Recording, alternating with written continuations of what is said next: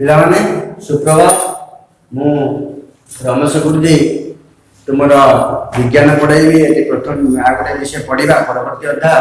ताप ताप संचरण। पिलाने आमे जानिचे जेतेबेले आमे टिके खरारे बसिबा हमको गरम अनुभव हम आमे जदि गोटे शीतुआ राति बाहर टिके बसिबा हमको ठंडा अनुभव कर हम तेणु से आमे जिते चाह कि पीऊचे हाथ मारी देखी दू चाटा के गरम अच्छी कि ना आम तेणु यही गरम ठंडा अनुभूति वस्तुर तापीय स्थितिर परिचय केते तापवर्ती परिमापक आस देखा आम तीनोटी बड़ बड़ ड्राम नवा गोटिक गरम जल रखा फुटुवा गरम गोटे साधारण पानी नवा आ गोटे बरफ खंड रखा आम जदि आम बाम हाथ को जत्न सहित बुड़ाइबा पूरा सतर्कतार सहित आम जापर कौटी अधिक गरम लगुच कौटी अधिक ठंडा लगुच यही परीक्षा आम जापर गरम ठंडा अनुभूति गोटे वस्तुर तापीय स्थितिर परिमाण ये जो जल रहा ये जलर केते परिमाण ताप अच्छी से विषय आम जापर आम बर्तमान आम सांगर हाथ को छुईबा तेणु कौन प्रभाव परिलिखित हेब नाही तेणु तेणु पदार्थ थिबा जेतेबेले गोटे पदार्थ ताप बढ़े तापटा बढ़े जदि ताकू आम कौन करिया यदि पदार्थर अणुगुड़िक गतिर बेग बढ़े अणुगुड़िक गतिर बेग कमिले उष्णता कमे आम जब गोटे पदार्थ को ता भीतर जो अणु परमाणु गुड़िक थाए परमाणु गुड़िक थाए से तीव्र भाव में गति करते तापमात्रा आम जानिले आम स्पर्श अनुभूति द्वारा आम गोटे वस्तुर तापीय अवस्था विषय सठिक कि ग्रहणीय मतामत दे पार गोटे चाहटा गरम अच्छी केते डिग्री सेल्सियस फारेनहाइट सेल्सियस एकक तापर को आम मपा जाए आम हाथ मारिबा किंतु आम कहीपर सठिक भाव में आम कहीपर ना मन पका तुमको जब ज्वर हो तुम डाक्तरखाना जीव तुमको सी गोटे देवे थर्मोमीटर तुम काख तले रखिए पारद थब पारद स्तर जो उठब से तापमात्रा को डॉक्टर जापर तुमको औषध दे था एवं तो कोरोना प्रकोप एवं से जो थर्मोमीटर बदल डिजिटल थर्मोमीटर हो जाए गोटाए रश्मि तुम मान मस्तक शरीर में पड़ो सी तुम तापमात्रा कहीदेव सठिक तापमात्रा कहीदेव तुम देखुव विभिन्न प्रकार मॉल डाक्तरखाना जो लिखा सी गोटे धरते गोटे डिजिटल थर्मोमीटर से तुमको से तुम शरीर तापमात्रा मापिबे ये शरीर तापमात्रा मापिया आमर एकक सेल्सियस बा सी डिग्री सेल्सियस बा फारेनहाइट स्केल रे मपा जाए तेणु आम जो बही देखी जो थर्मोमीटर ताकू जदि आम देखा तार दैर्घ्य हूँ 10 सेमी तार दैर्घ्य केते सेमी पिला 10 सेमी एथिरे गोटे सरू समान यूनिक्रोम काच नली अटे ये काच नली भितर अच्छी यार गोटे प्रांत चकचक करुची प्रांत को जंत्रर बल्ब बा यह अधिक पतला अटे काच नलीर बाकी तक अंश एक कौशिक नली अटे यही कौशिक नली रे दुईटी स्केल अच्छी गोटे स्केल रे फारेनहाइट आउ सेल्सियस लेखा जाए सेल्सियस स्केल रो दुई प्रांतर तापमात्रा 35 डिग्री और शेष हूँ 42 डिग्री किंतु फारेनहाइट स्केल रो तापांक है 94 रु 108 अटे बुझिपाइल जो पारदर छोट बल्ब टी अच्छी से गोटे आमर बल्ब टी अच्छी से पारद रही था तेणु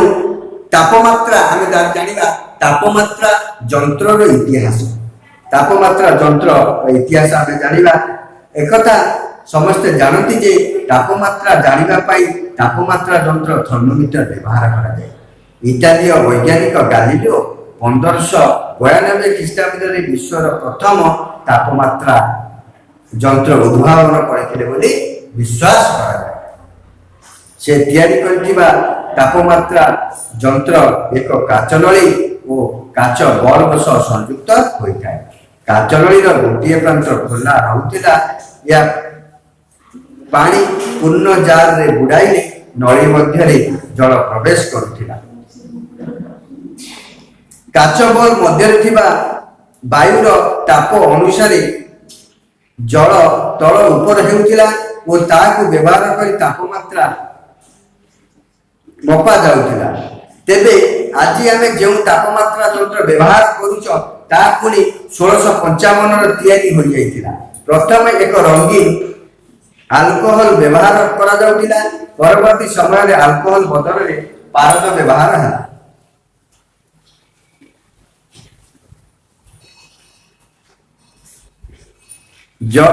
ଆମେ ତାପମାତ୍ରା ଯନ୍ତ୍ରଟି ଦେଖିଲେ ଏଥିରେ ଥିବା 0 डिग्री सेल्सियस ए चिन्हित अंश को फारेनहाइट स्केल कुआଯାଏ। एथिरे जो स्केल निरीक्षण करा जाए पाखापाखि दुईटी बड़ दागर पार्थक्य निया जायछि। एई दुई दागर पारस होछि 0 डिग्री ए 1 डिग्री सेल्सियस। दुई बड़ दाग मध्य थिबा केतोटी विभक्त करा जायछि। पांचटी समान भाग थाए। तेणु छोट भागर पार्थक्य होछि 1 degree Celsius by 5 is equal to 2 degree Celsius.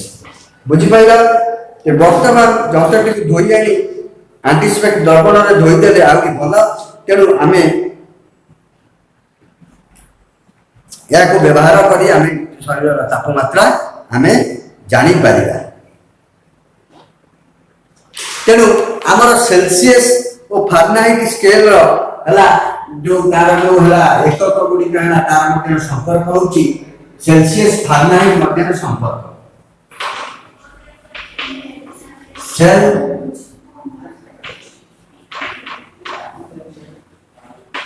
Celsius ओ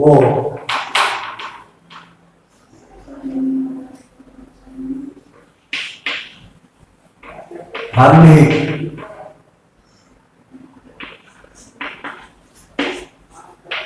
मध्य संपर्क होची C/5 is equal to 8-32/9। आमे एथिरे कोन करिबा मन कर हम शरीर तापमात्रा 32 डिग्री सेल्सियस अछि 37 डिग्री सेल्सियस अछि। तेणु आमे ताकू किपरि फारेनहाइट रे प्रकाश करिबा। आमे गोटे एग्जांपल नबा उदाहरण नबा। मन कर शरीर तापमात्रा हमर 37 डिग्री मोर मापिली मोर 37 डिग्री हला ता फारेनहाइट स्केल रे केते हो ए सूत्र को प्रकाश करी के आमे गोटे व्यवहार करिबा। बुझी पाइला पिला माने आकु मु एटा लिखि दबा आ मध्य संपर्क मन कर देखा पिला माने आमे लिखिले C/5 is equal to 8-32/9। आर जो संपर्क आसिला हम ए जो तापमात्रा मु मोर मापिली मो तापमात्रा त मापिली तले 37 डिग्री होला बाय 5 केतना 8/9। चल हमें कौन करिबा ताको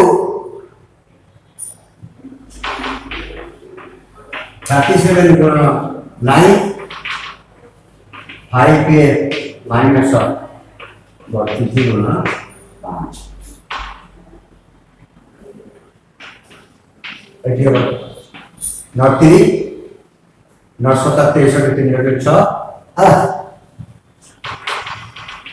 तले 5 फारेनहाइट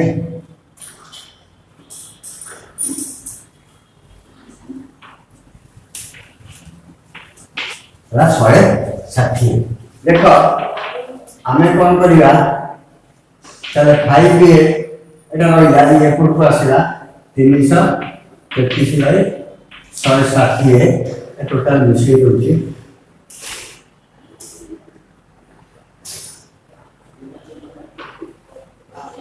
493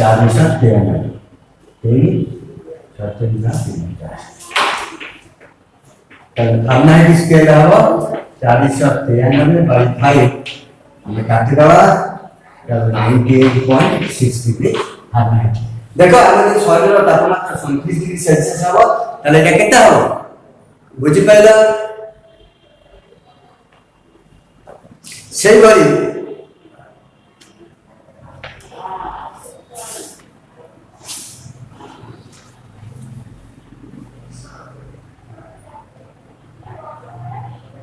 বুঝিলা পেলে মানে আর একটা एग्जांपल নবা আর একটা एग्जांपल নবা আমরা আমরা প্রকাশ করিবা। देखो C/5 इज इक्वल टू हमर धर मोर तापमात्रा 102 डिग्री कोन 102 डिग्री हे छी 32/9 তাহলে আকু আমি যদি ये করিবা তাহলে C/5 এটা কেতে হবে না 70/9 তাহলে 9 C হেলা 7.35 350 और C हेला 350 बाय 9 ताले 38.1 डिग्री सेल्सियस बुझी पाइला पिला माने आमे किपरि फारेनहाइट स्केल को तेरे फारेनहाइट स्केल को किपरि सेल्सियस के स्केल रे प्रकाश कले एई भले आउ एग्जांपल नै कि मध्य आमे करिबा। बुझिपाइल पिला माने तापर को हमें जानिले तेणु आमे अनुभूति रु ताप यंत्र रे पारदर व्यवहार तापमात्रा बदलिबा द्वारा पदार्थ प्रसारित बा संकुचित हुए या वैज्ञानिक माने ठीक करे जे वस्तुर प्रसारण और संकोचन एक भौतिक परिवर्तन को व्यवहार करी पदार्थर तापमात्रा संबंध में सटीक धारणा करिहेब। जदि कौन पदार्थ तापमात्रा बढ़िबा अनुଯାयी सम परिमाण में प्रसारित हुए तार संप्रसारण मापिबा जदि सहज हुए सही पदार्थर तापमात्रा निर्णय करिबारे व्यवहृत हुए। तरल धातु पारदर केतेक विशेष गुण थिबारु ताहाको तापमात्रा यंत्र रे व्यवहार करा। तेणु आम ए विषय आलोचना करवा पारदर कौन विशेष गुण अच्छी से विषय आलोचना। पारद एक धातु हेले तरल अवस्था थाए। पारद एक तरल धातु ब्रोमीन एक तरल अधातु है जेकोसी काच नली ताप प्रयोग कले या प्रसारण मापिबा सहज साध्य। यह एक स्वच्छ और उज्जवल तरल पदार्थ स्वच्छ मान सफा उज्जवल चकचक करत तेणु आम देखिपर काच नली यंत्र मध्य दे सहजरे चिकचिक हो देखा जाए और सहजरे पड़ी आम जापर। यह काच नली लगी जाए आम विभिन्न प्रकार तरल पदार्थ दबा रंगीन दबा से काच नली भीतर लगी पुणी व्यवहार कर से संपूर्ण काच नली तल को आसला व्यवहार कर किंतु पारद को जब झाड़देव पुणी तल को आसी पड़ो। यह अति तरल पदार्थ अति कम तापमात्रा वृद्धि और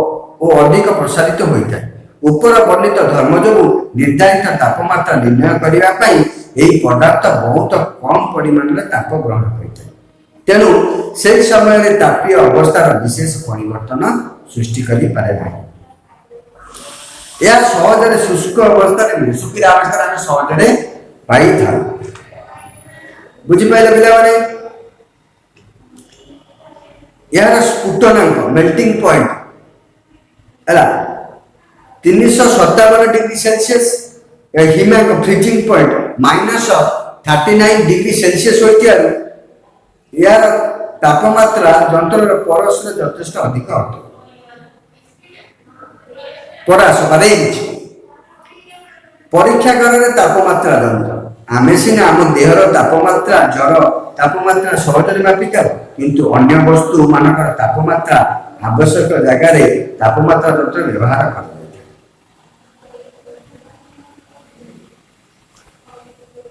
तेणु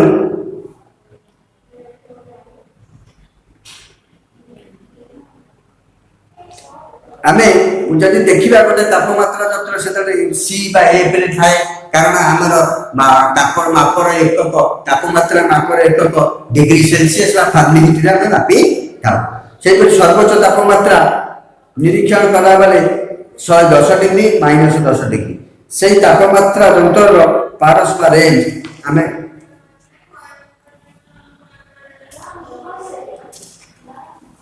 तेणु आमे तापमात्रा यंत्र को व्यवहार करने आम तापमात्रा यंत्र व्यवहार जानिले शरीर तापमात्रा किपरि मपा हुए से विषय जानिले आ गोटे पारद जानिले पारद किपरि आम व्यवहार करुचे वर्तमान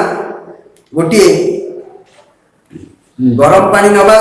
ता दिहरे तापमात्रा यंत्र को बुड़ाइबा पारद संख्या को भल भाव निरीक्षण करवा और तापरे गरम पात्र तापमात्रा यंत्र बुड़ी रही अवस्था आमको तापमात्रार मानक नेबा पड़ो से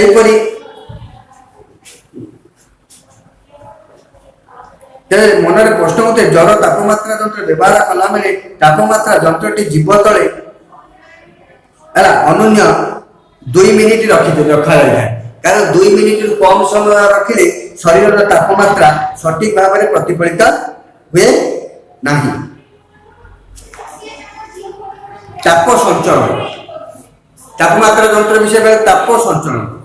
तेणु आमे गोटे ग्लास नेबा से जल को गरम जल नवा और देखिब स्टील ग्लास गरम हो तार तापमात्रा गरम जल को जो स्टील तापमात्रा रखा स्टील को तापटा पड़ जाऊँगी सेणु ताप कौन संचरित होगा गोटे गोटे स्थान को अन्य स्थान को संचरित होगा तेणु आम देखा जदि माँ रोषे करुवे चुली विभिन्न प्रकार अवगत गैस हो चुली खुले रोषे करेंगे फुंक नली भर पड़ जाए तुम जब फुंक नली अधांत धरदब तुमको गरम लगे तेणु से तो निआ जलुची ताप संचरित होगी आसला माध्यम जो ताप परिवहन है तेणु पिला माने आमे ताप संचरित विषय रे जानिले आउ परवर्ती अध्याय रे जानिबा ये डिग्री सेल्सियस को किपरि प्रकाश करा जाए आमे से विषय माने विभिन्न प्रकार नोट्स लिखिबा एचडब्ल्यू लिखि दबा फारेनहाइट स्केल रे प्रकाश करिबा सेल्सियस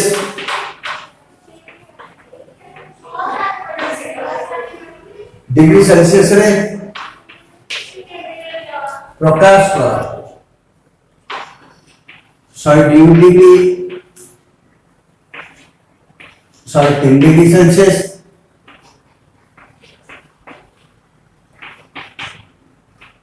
फारेनहाइट में प्रकाश कर 37 डिग्री सेल्सियस